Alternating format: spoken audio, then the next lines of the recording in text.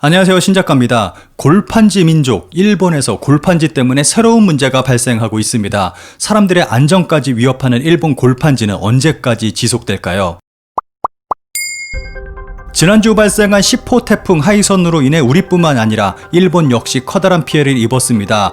이전에 비 피해와 함께 연속으로 발생한 태풍들로 인해서 일본은 복구조차 힘든 상황입니다. 그런데 일본은 또 다른 위험에 빠져 있습니다. 수용할 공간이 부족할 정도로 수해를 입은 이재민들이 많이 발생한 것입니다. 게다가 현재 코로나 시국까지 겹쳐서 매우 위험한 상황에 놓여 있습니다. 여기서도 일본의 골판지는 빠지지 않았습니다. 지난 영상에서 언급했듯이 이 골판지 침대가 습기 때문에 무너지고 있습니다. 아베 정권이 또 재해를 소홀히 피해 지역에 보낸 골판지 침대 내구성 부족, 타이라 내각부 차관은 호우재해 한창일 때 어이없는 트윗이라는 리테라 기사에서는 정말 어처구니 없는 일본 상황을 전하고 있습니다.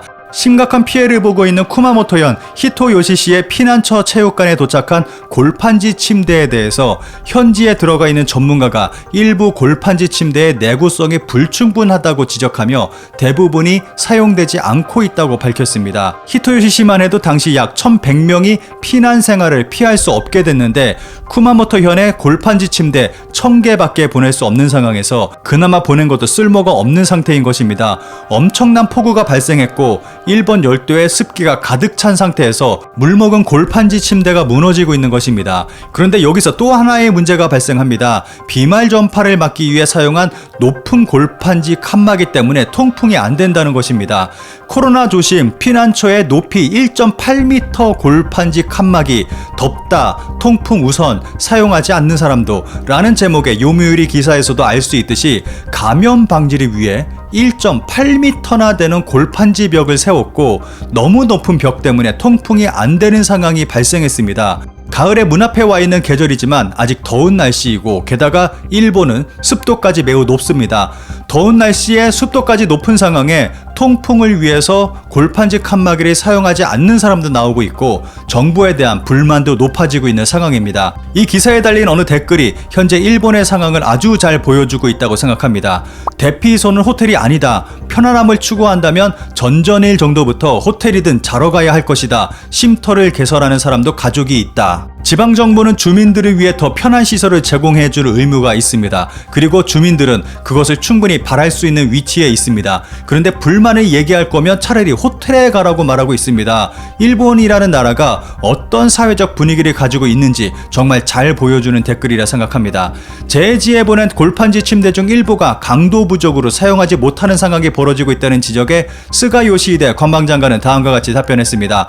지적한 골판지 침대에 대해서는 모두 내각부가 조달할 때 설정한 기준을 충족시키는 것을 보내고 있다. 이번 일부 지자체로부터 보다 강한 강도의 침대를 갖고 싶다는 요청이 있었다. 다시 다른 것을 보내도록 조정하고 있다는 보고를 받았다. 덧붙여 골판지 구호품에 대해서는 며칠 전 나리타 공항에서도 사용 실적이 있어 강도 부족이라고는 생각하지 않지만 재해 지자체의 요청에 최대한 응하겠다. 이 말은 골판지 침대는 튼튼함에 문제없다. 하지만 지자체가 요청하면 더 튼튼한 침대를 보내겠다. 이러한 말로 골판지 침대에 대한 문제를 전혀 인정하지 않았습니다. 그리고 1.8m 골판지 칸막이로 또 다른 문제가 발생하고 있습니다. 골판지 침대가 약하다는 불만에 일본 정부는 강한 골판지를 약속했습니다.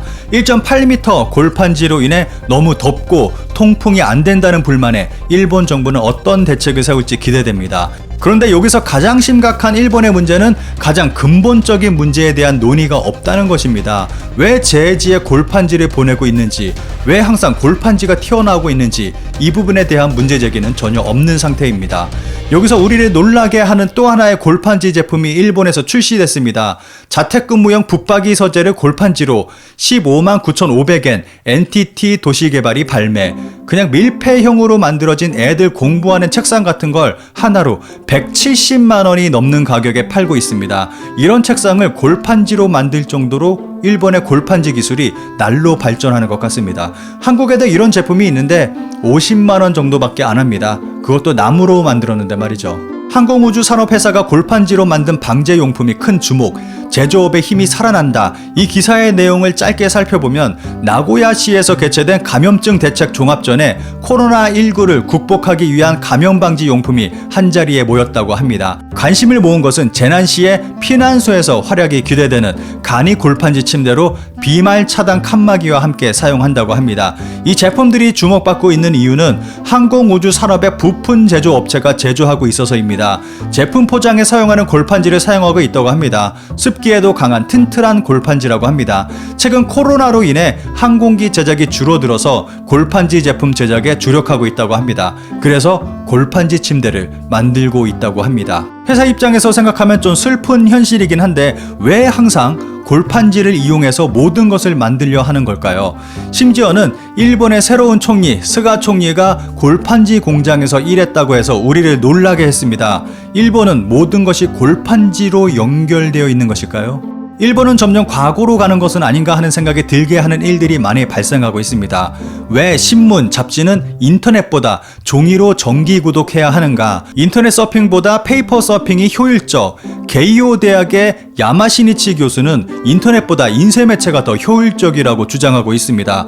유튜버 유행통신님이 올린 영상에서는 우리의 모습에 놀라는 일본의 방송을 소개하고 있습니다. 세계인의 가방을 들여다본다면서 한국으로 왔습니다. 일본의 여고생이 졸업여행으로 가장 가고 싶은 곳으로 한국이 1위로 꼽혔네요. 대단해, 디즈니랜드보다 위에 있네 라며 놀라네요. 시작부터 국뽕으로 시작합니다. 한국인은 가지고 다니는 것이 적다며 다들 놀라고 있습니다. 그리고 한국인의 가방에 공통점이 있다며 슬슬 시동을 걸기 시작합니다. 가방 안에 지갑이 없고 신용카드 딸랑 한 장이라며 놀라고 있습니다. 스마트폰과 신용카드로 충분해서 지갑은 필요 없다는 말에 또다시 놀랍니다. 또 지갑이 없는 사람이 나타나고 카드 한 장으로 현금 없이 생활이 가능해서 지갑이 필요 없다는 답변. 그렇다 한국은 캐시리스 보급률 96.4% 세계 1위라는 말에 게스트들이 컬처 쇼크에 빠집니다. 그에 반해 일본은 19.9%인데 생각보다 높은 수치가 놀랍네요.